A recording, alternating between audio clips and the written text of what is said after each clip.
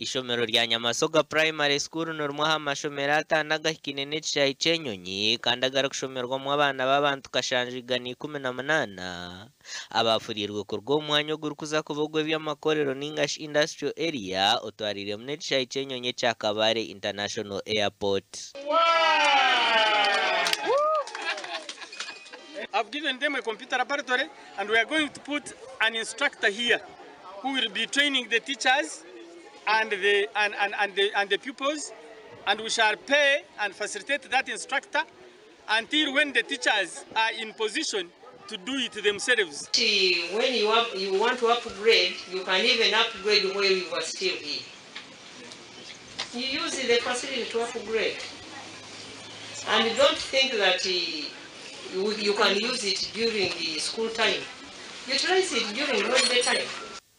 Abebembezo mu Hoima bagera kompyuta neza kwera chango okutungura eby'emishomo hamwe no cabbage of kugu.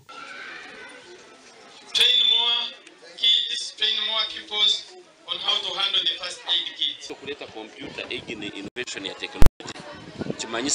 Kimanyisa nti omyaka 10-20 abana babagenda kwegera mu somero hano bakoyambisa kompyuta hano nubo barabe nibareta entunguka infrastructure development umchweka cha Kabare sub county hano. We are going to take him as they give you these computers, we shall also be seeing how you are using the computers.